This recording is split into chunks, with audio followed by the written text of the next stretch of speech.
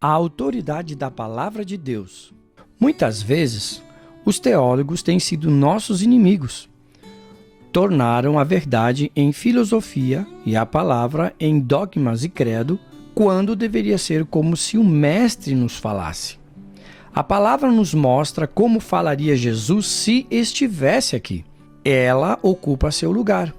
Tem a mesma autoridade como se ele estivesse aqui. Quando consultamos a Bíblia, convém lembrar-nos de que é o livro que tem Deus, tem vida.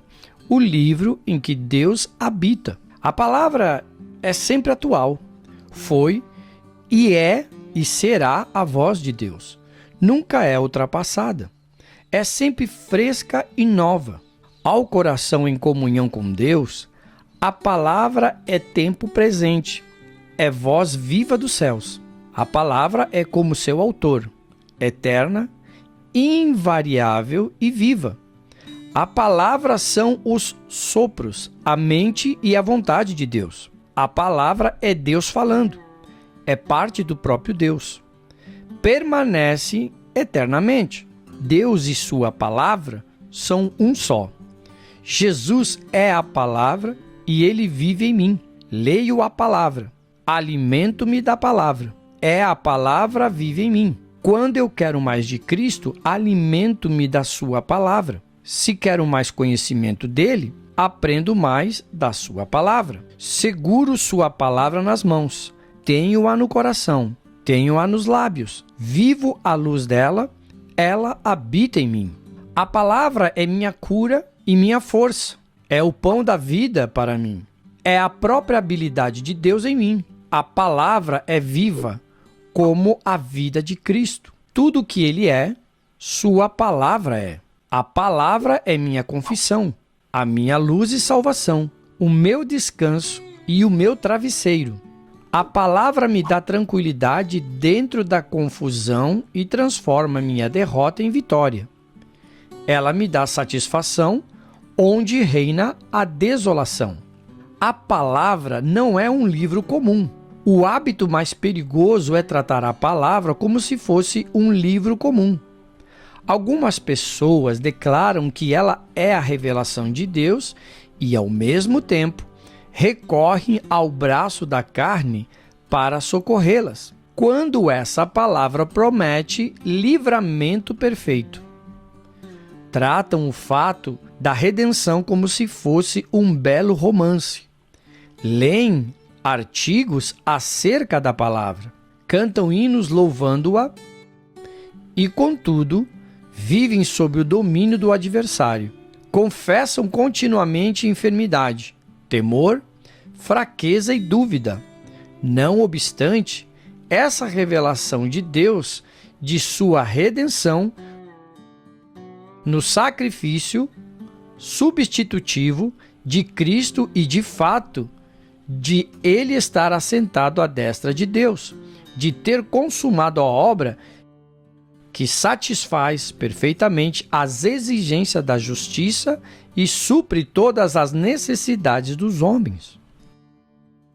Lemos acerca da redenção, cantamos acerca dela e depois falamos acerca dela como se fosse apenas uma fábula. É por essa razão que há tanta enfermidade, fraqueza, medo e doença na igreja, no corpo de Cristo hoje. É por isso que os cristãos não se mostram corajosos e temem as ameaças de Satanás. Tudo isso se transformaria imediatamente se os cristãos concedessem à palavra o mesmo lugar que concederiam a Cristo se estivesse aqui em carne entre nós. Ele está falando comigo? Um mineiro estava moribundo na Serra da Califórnia. Um cristão leu João 3,16 para ele. O homem abriu os olhos, fitou-a e perguntou: "Isso está na Bíblia?" "Sim, está", respondeu a senhora. "Isso se refere a mim?" "Claro que inclui o senhor." Ele ficou quieto alguns momentos. Em seguida perguntou: "Ele não disse mais nada?" Ela leu João capítulo 1 e versículo 12. "Mas a todos quantos o receberam, deu-lhes o poder de serem filhos de Deus. Então, acrescentou ternamente, e ele está falando com você. O homem abriu os olhos e balbuciou: aceito-o, estou satisfeito, e passou para a eternidade. Certo cristão disse: se eu pudesse saber se ele me incluiu quando nos deu Isaías capítulo 41, versículo 10, não temas, porque eu sou contigo. Não te assombres, porque eu sou teu Deus. Eu te esforço e te ajudo e te sustento com a destra da minha justiça. E isso se aplica a mim. Jeremias capítulo 33, versículo 3 diz: clama a mim e responder-te-ei e anunciar-te-ei coisas grandes e firmes que não sabes. Ele se dirige a mim. Posso reclamar isso? E quanto a Isaías capítulo 45, versículo 11? Perguntai-me as coisas futuras. Demandai-me acerca dos meus filhos e acerca da obra das minhas mãos. Posso aceitar essa promessa como minha? É para mim? Em João capítulo 15, versículo 7, se vós estiverdes em mim e as minhas palavras estiverem em vós, pedireis tudo o que quiserdes e vos será feito. Isso foi escrito para mim? Quer dizer que posso clamar a ele e ele me responderá? Sim, todas essas promessas são nossas. E como se você fosse a única pessoa do mundo e tudo isso estivesse sido escrito para o seu benefício. Até agora nada pediste em meu nome.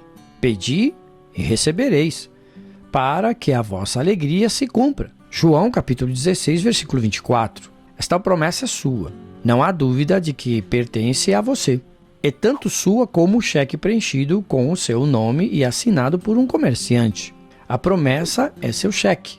Você pode sacar a importância do banco, mas esse cheque não é mais seu do que essas promessas registradas no maravilhoso livro que é a Bíblia. Quando necessitado, pode confessar ousadamente: o meu Deus, segundo as suas riquezas, suprirá todas as vossas necessidades em glória por Jesus Cristo. Filipenses capítulo 4, versículo 19. Quando enfermo, confesse ousadamente: pelas suas feridas fui sarado. 1 Pedro capítulo 2, versículo 24. Fé na palavra de Deus é fé em Deus. Se você quer aumentar sua fé em Deus, alimente-se da sua palavra. Descrer da sua palavra é descrer do próprio Deus. Quando você crê na palavra de Deus, confessa alegremente suas palavras. Nossa atitude em relação à palavra de Deus resolve tudo. Enfrente o inimigo dizendo: está escrito. E toda enfermidade, e toda doença, e todos os sintomas terão de desaparecer. Diga o que Deus diz.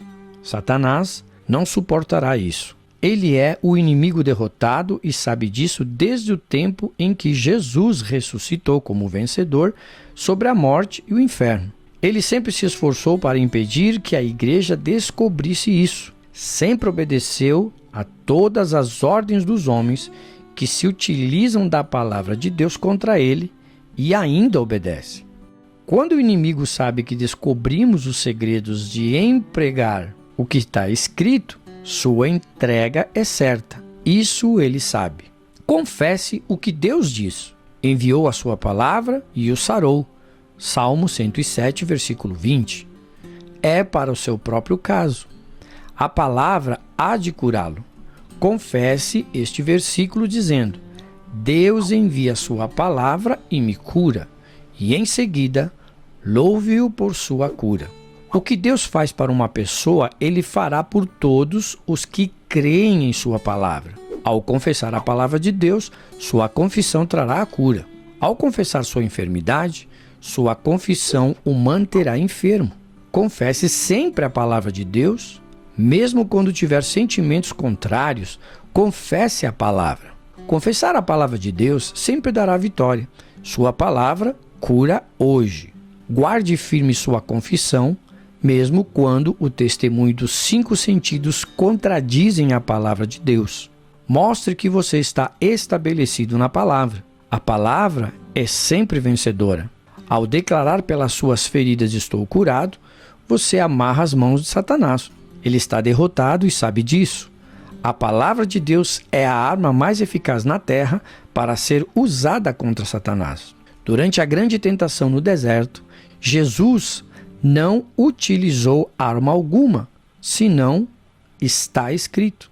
Esta foi a arma que Jesus empregou toda vez que Satanás tentou derrotá-lo. Está escrito, dizia Jesus, e em seguida citava a Escritura, repetindo o que Deus dissera. Qual foi o resultado? Então o diabo deixou, e eis que chegaram os anjos e o serviram. Mateus capítulo 4 e versículo 11. Essa foi a vitória final. Satanás foi completamente derrotado. A única arma que Jesus usou foi a palavra. Ela sempre vence.